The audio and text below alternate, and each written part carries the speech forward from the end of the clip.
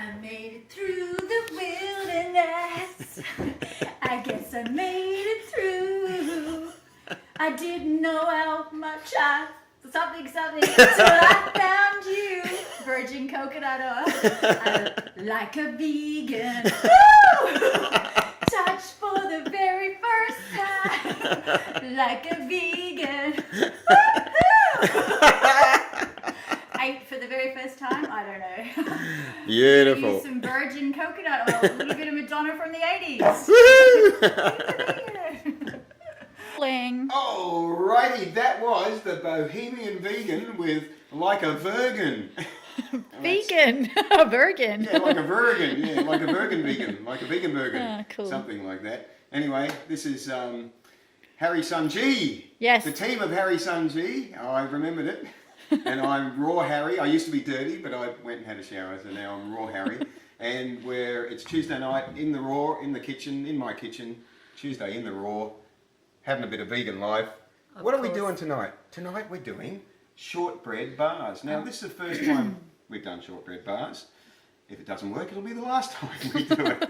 But we'll see what happens. So, well, it seems on Facebook, the little teaser that you put on, everybody's excited. Oh, we're all excited. We'll do a little excited dance.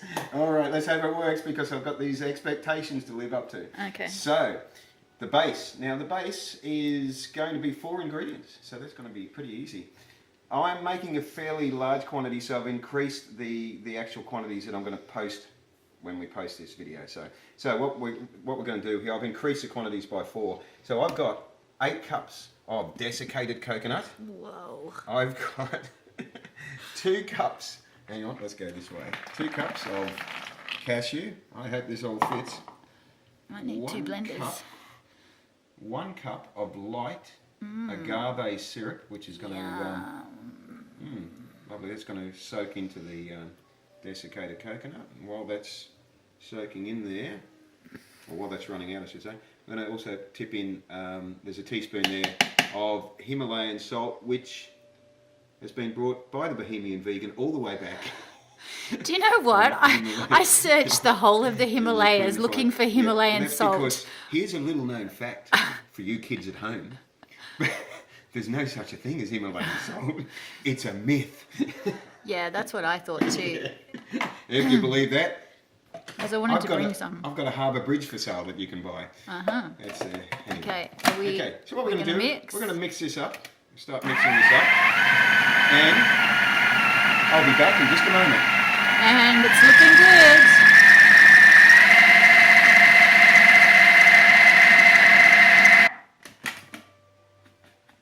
Oh yeah, okay. That's starting to go the coconutty type way.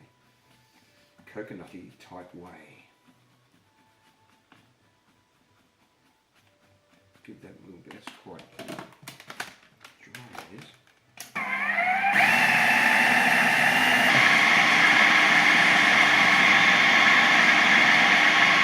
I wonder if you can take a photo.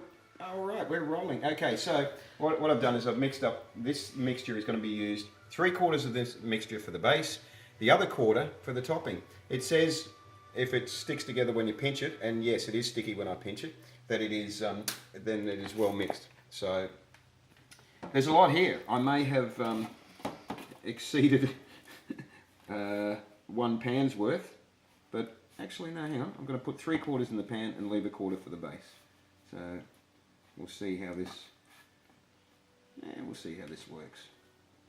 So what I'm going to do now, I'm going to make a nice, press this down, make a nice firm base. Nice coconutty base. Then this is going to go in the freezer for a while, and then I'm going to make the topping, which is going to be beautiful raspberry topping, which will go on top of this. Otherwise, it wouldn't be called a topping. Oh yeah, I can tell this is going to come out nice. It's going to be a nice coconut raspberry. What do we call it? Shortbread or something? Yeah, I think that's it. Raspberry shortbread. Okay, this. As opposed to raspberry long bread? Yeah, that's right. This is going in the freezer. Say bye-bye, bye-bye. Lucky I made room in there earlier. That's right. And I'll be back in a minute with the topping.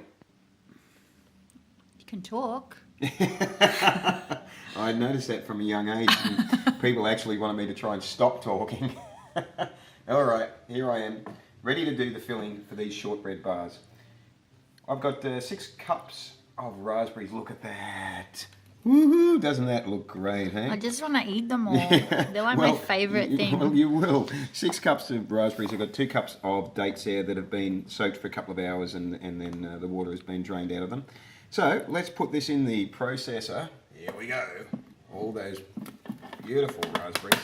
I've got a mixture of frozen ones that I've thawed out and some fresh ones that I had as well. So why do you soak dates? Because they do not blend, these particular dates do not blend well unless they are soaked. If you're using, and here's a tip for you viewers at home, if you're using medjool dates, you can use them without soaking. If you're using these type of dates, which I'm not even sure what they're called, but they're a harder date, they're a firmer date, so they do need to be soaked. So it's got nothing to do with activating them like you do with nuts? No, yeah, it's just to do with the fact that they will not blend very well. It may even do damage to the blender. I've actually damaged the blender using unsoaked dates in it before. So. Coolio. Okay, so we're going to mix this up. Let's see. First time I've ever done this. Let's see how this mixes up. It's like someone's dying in there. Oh my goodness. We'll be back in just a moment. How's it going? It's not a particularly pleasant smell. Camera smell? What does it smell like? Hang on. Ew. I think it's the frozen raspberries. Well, they were thawed out, but it does need a bit more blending. Raspberries and dates. Well, there's a novel combination. Are we filming, are we? Yes. Oh, good. Hi, guys. I didn't know you've caught me off guard. Okay, I'm going to blend that a bit more. See what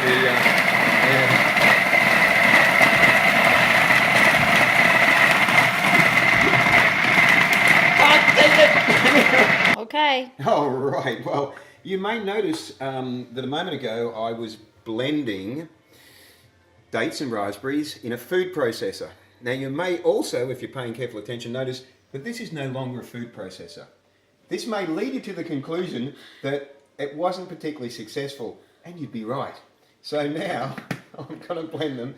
Now that when all else fails, read the instructions. I just read the instructions. Going to use the blender. Yeah, that's right. If at first you don't succeed, blend again. No, if at first you don't succeed, destroy all the evidence. Well, you didn't do that. It's over. Big and white.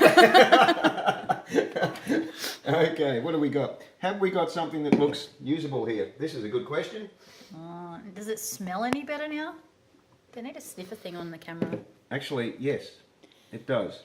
And looking at this, we have a very nice topping. Blended Topping for our shortbread bars. Woohoo! Woohoo! So, what are we going to do? We're going to duck to the freezer over here. This is where it's all happening, in the freezer, next to the frozen bananas. And pull out, here's something I prepared earlier. Yeah, we did actually prepare a second one while we were on a break. Yes. So. Yeah. So let's. It looks like pasta sauce. It actually well. It does on the camera. Yeah. It's very beautiful, rich. beautiful, rich, red colour. Raspberry and dated colour. Yeah. Get it out. Yeah. Vermilion, that's the colour. Never heard of it. Never heard of vermilion? It seriously looks like pasta sauce. Well, it doesn't smell like pasta sauce, thank goodness. It has a fresh, fruity, whatever to it. So what happens now, so for those that have stuck with us this far through the journey, is that this is now going to go back in the fridge. The fridge. The fridge. It's going back in the fridge. First I've got to smooth it out. Let me try my technique of non-spoon smoothing. Love it. Yeah, it's always every time I do this, there's always a corner it misses. So okay, this topping is going to set in the fridge for an hour, and then I'm going to sprinkle, the final part of this is to sprinkle the last quarter, or the quarter that was that was originally from the base, that wasn't used on the base. That quarter will get sprinkled on top, and that'll be the shortbread bars. So this is going to go, because it's going to be in there for a while, what I'm going to do is finish up this video now and post some pictures later on, and you will see how wonderful these shortbread bars look, and I'm sure they're going to taste fantastic. We had a lot of difficulty not sampling that. It is, yes, it's very, very nice. So this has been Harry Sunji showing you how to do shortbread bars. I'll post the recipe along with the video, and Raw Harry and the Bohemian Vegan. We'll be back with another installment soon. So live vegan and prosper.